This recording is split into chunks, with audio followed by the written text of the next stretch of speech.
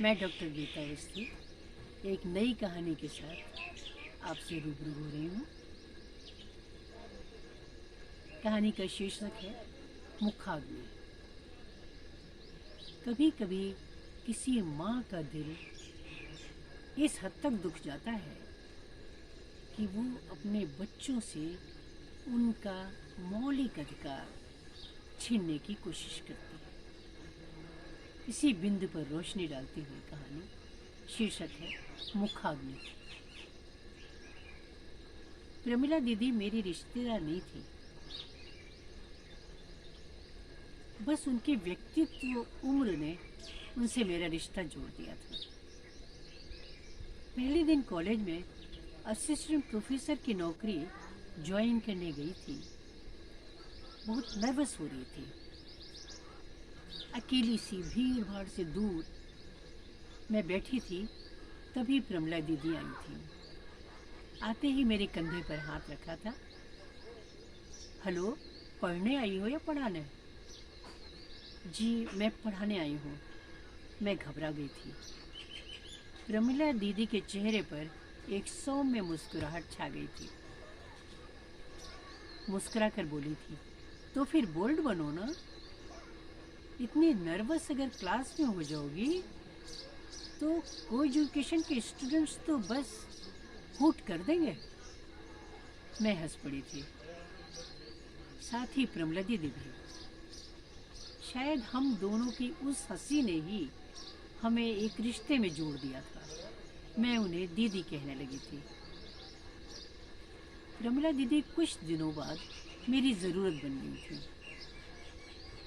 चाहे मामला कॉलेज का हो या घर का, पिकनिक जाना हो या बाजार, उनके बिना तो मेरा काम ही नहीं चलता था। प्रमिला दीदी अपने सारे काम काज छोड़कर मेरा साथ निभाती थी। ऐसे ही फुर्सत के क्षणों में मैंने उनसे कहा था, दीदी अपने बारे में कुछ बताइए ना। आप तो बस शोरूम में सजी हुई गुड़िया सी लगती हैं, मुस्कुराती हुई प्रतिमा बनी रहती हैं। परिवार में कौन कौन है, अकेले क्यों रहती हैं, सब कुछ मुझे बताइए। अनेकों प्रश्न मैंने एक सांस में पूछ डाले थे। प्रमिला दीदी कुछ क्षण शांत रही थी, फिर बोली थी, श्वेता, बताने जैसा उल्लेखनीय तो जीवन में कुछ है नहीं। फिर भी जान लो, पति को खोकर अनुकंपा नियुक्त में ये पद पाया है।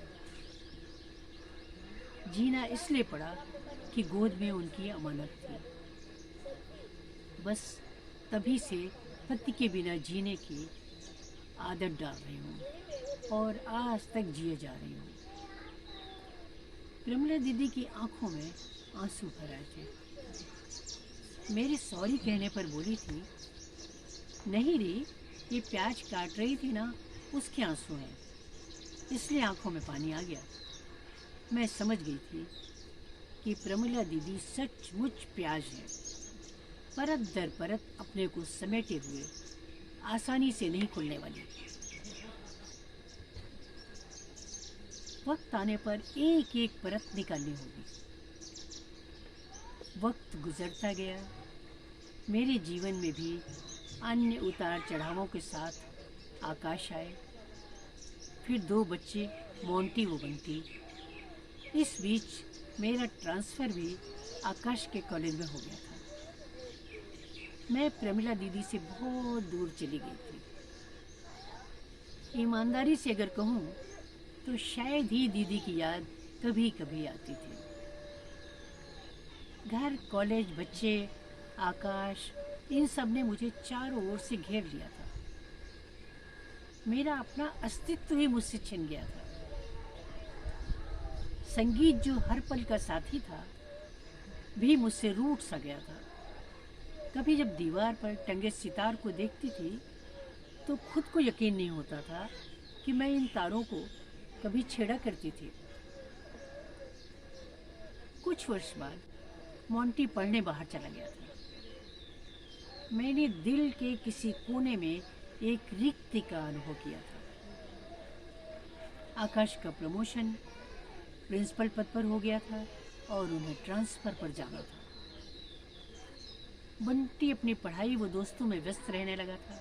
उन दिनों मैंने गहराई से महसूस किया था कि उम्र के इस पड़ाव पर मैं नितांत अकेली हो गई हूँ। काश संगीत ही मेरे साथ होता तो वक्त गुजर जाता। शामें डरावनी सी लगने लगी थी।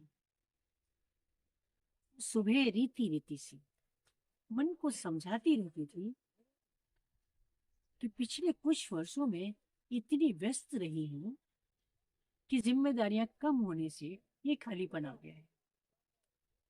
मैं पेड़ पौधों के बीच समय गुजारती थी तो कभी कुछ हल्का फुल्का लिखने का प्रयास करती। इन दिनों न जाने क्यों प्रमिला दीदी मेरे मन में यादों की झरोखे से झांकने लगा था।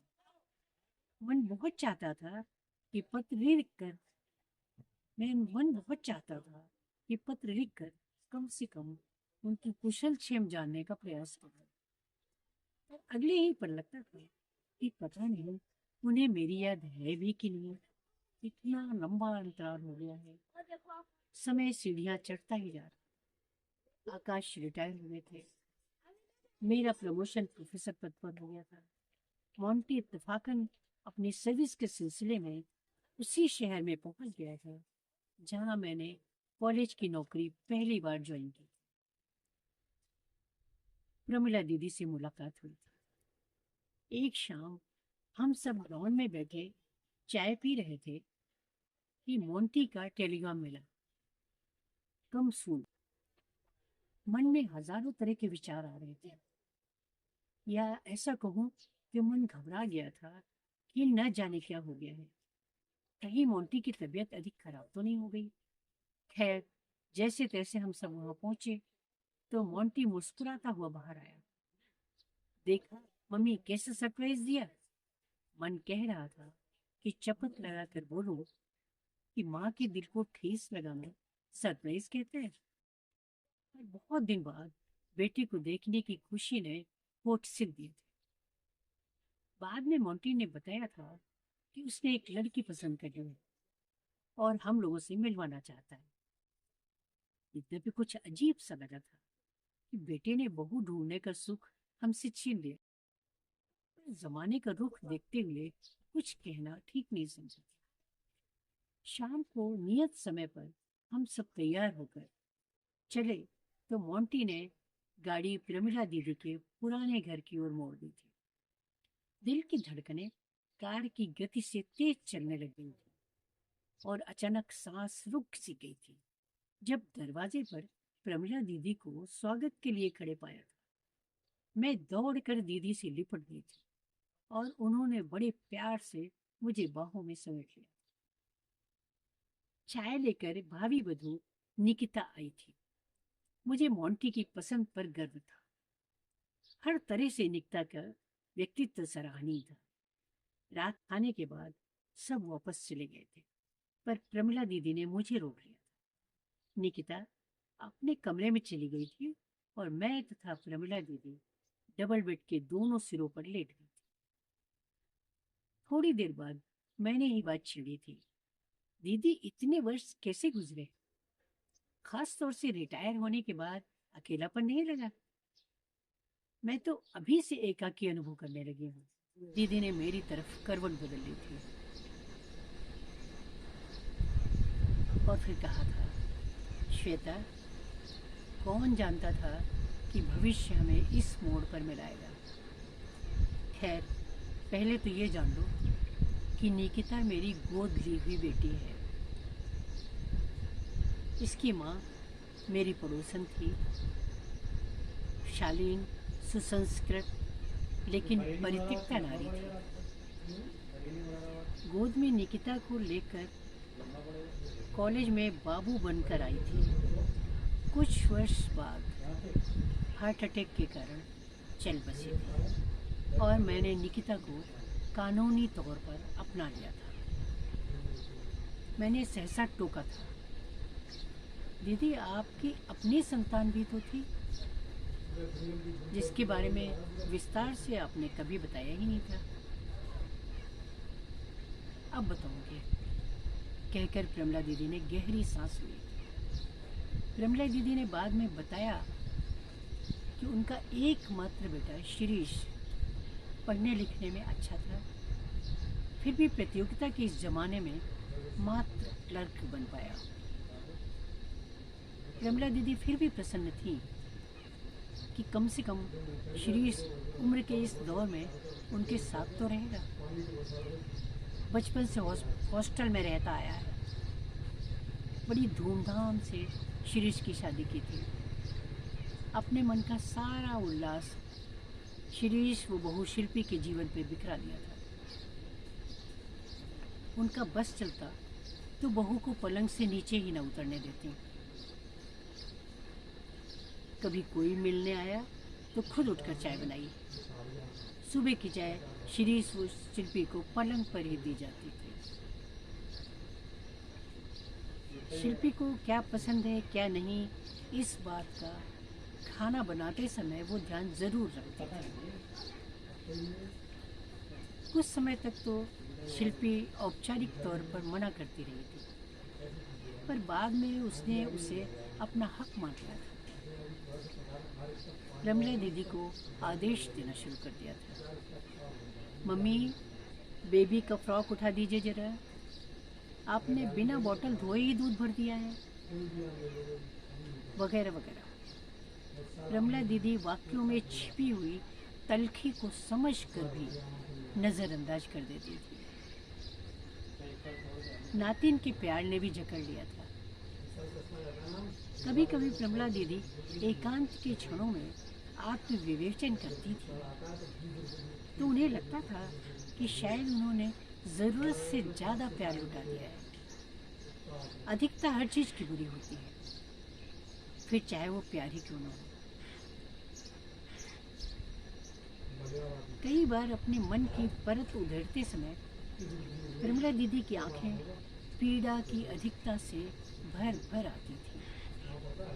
वो रो पड़ी थी ये कहते हुए, श्वेता, मैं अपने ही घर में एक नौकरानी की तरह अपमानित होने लगी थी। भले ही अच्छी खासी आय थी और अधिकांश खर्च मैं ही उठाती थी।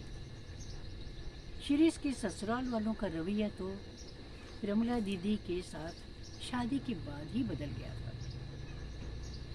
शिल्पी को कब मायके जाना है, कब आना है, इस संबंध में उनसे कोई राय नहीं ली जाती थी।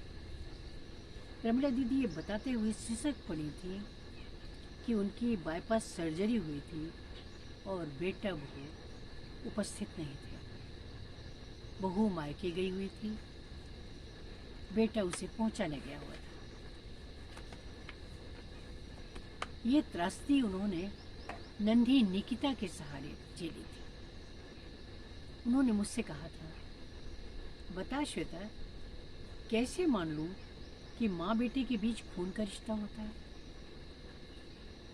मैंने उनकी पीड़ा कम करने की गरज से उनके कंधे पर हाथ रख दिया था। प्रमला दीदी के रिटायरमेंट के बाद उनका अकेलेपन का दर्द बढ़ता ही चला गया। कॉलेज में व्यस्तता के क्षण समाप्त हो गए थे। इधर उम्र ने भी घर का कामकाज संभालने में असमर्थता जाहिर कर दी थी। कई बार उनका मन विद्रोह कर उठता था, जलालत सहने से इनकार कर देता था, परंतु पुत्र मोह मन को समझा देता था कि कम से कम बेटा तो आंखों के सामने है। प्रमला दीदी ने बड़े दार्शनिक अंदाज में कहा था, बता तो श्वेता, ईश्वर ने माँ के ही हृदय में संवेदनशील मांसपिंड क्यों रखा, बेटे की क्यों नहीं? बेटा तो पत्नी के मोह में माँ के साथ बिताया बचपन भूल जाता है और माँ जीवन भर उसके बचपन की घटनाएं वेद के श्लोकों की तरह कंठाग्र रखती है।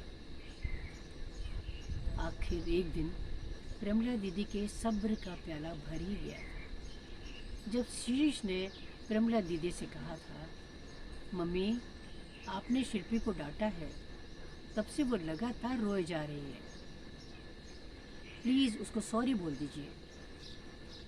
ऊपर से ही सही। बात ऐसी थी कि प्रमिला दीदी की बनाई हुई सब्जी को शिल्पी ने गोबर जैसे स्वाद की कह डाला था। दीदी ने शिल्पी से कहा था, अगर ऐसा है तो खाना वो खुद ही बना लिया करे। शिल्पी ने आक्रमण को बचाव का सबसे अच्छा तरीका समझा और शिरीष से आक्रमण करवाया था। प्रमिला दीदी ने शिरीष की ओर अपलक 2 क्षण देखा था और आंखें बंद कर दांत भींच कर शिल्पी से सॉरी कह दिया था। लेकिन उसी समय शिरीष से अलग घर बसाने को भी कह दिया था। बाद में दीदी ने बड़े ठंडे स्वर में बताया था, श्वेता, इसके बावजूद मैंने शिरीष को उसका हक जायदाद में दे दिया है, लेकिन निकिता के साथ बांट कर। बातों बातों में सवेरा हो गया था। प्रमिला दीदी ने प्याज तलखियों के साथ ही प्रमिला दीदी ने प्याज जैसी तलखियों के साथ ही परत दर परत अपने आप को अनावृत कर दिया था। मैं वापस लौट गई थी। कुछ दिन बाद ही मोंटी की शादी की तारीख तय हो गई थी। दीदी ने सारी मान्यताओं को झुठलाते हुए स्वयं कुश के साथ कन्यादान किया था। शिरीष और शिल्पी मेहमानों की तरह आए थे और चले गए थे। कन्यादान के बाद से दीदी मुझे अत्यधिक बूढ़ी नजर आने लगी थी।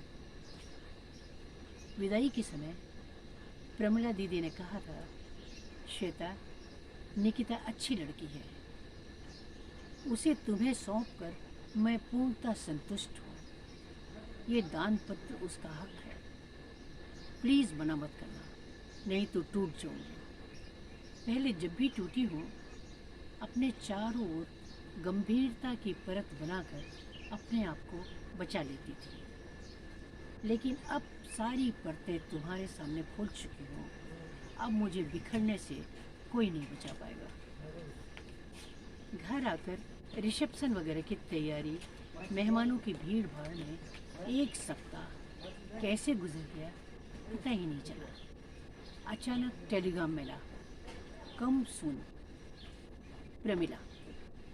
मैंने निकिता व मोंटी को तैयार किया तो उसी समय कार से चल दी। रास्ते भर बेचैन रही कि पता नहीं बात क्या है। ये बेचैनी अत्यधिक बढ़ गई थी जब दीदी के घर के सामने भीड़ लगी हुई देखी। डॉक्टर दीदी के बेडरूम से सिर झुकाए निकल रहा था। दीदी ने स्लीपिंग पिल्स अत्यधिक मात्रा में खा ली थी। दीदी के सिरहाने एक पत्र रखा था, उसमें ऊपर ही लिखा था, श्वेता के लिए। मैंने पत्र उठा लिया था। लिखा था, मेरी श्वेता, मैंने तुम्हारे सामने लगभग सारी परतें खोल दी। अब तो तुमने समझ ही लिया होगा कि शोरूम में सजी मुस्कुराती प्रतिमा की असलियत क्या थी। आज आखिरी परत खोल रही हूँ। ये मेरी आखिरी ख्वाहिश वो वसीयत भी है, अतः तुमसे इनकार की उम्मीद नहीं है। तुम जानती हो, हजारों विरोधाभासों के बावजूद मैंने शिरीष को अपना समस्त स्नेह वो उसका हक उसको दिया है, परंतु मेरे स्वाभिमान की मांग पर एक हक मैं उससे छीनना चाहती हूँ, और वो ये है कि मेरी लाश को मुखाग्नि मोंटी से दिलवाना, शिरीष से नहीं। यदि तुम्हें या मोंटी को कोई आपत्ति हो तो पंचाग्नि दिलवा देना, परंतु मेरी आखिरी ख्वाहिश ज़रूर पूरी करना कि मुझे मुखाग्नि शिरीष नहीं देगा। तुम्हारी दीदी प्रमिला। मोंटी ने प्रमिला दीदी को मुखाग्नि दे दी थी, परंतु चलते समय मैं शिरीष से नजरें नहीं मिला पा रही थी। मुझे डर था कि कहीं उसकी निगाहें मुझसे ये सवाल न कर बैठें कि क्या वो इस सज़ा का हकदार था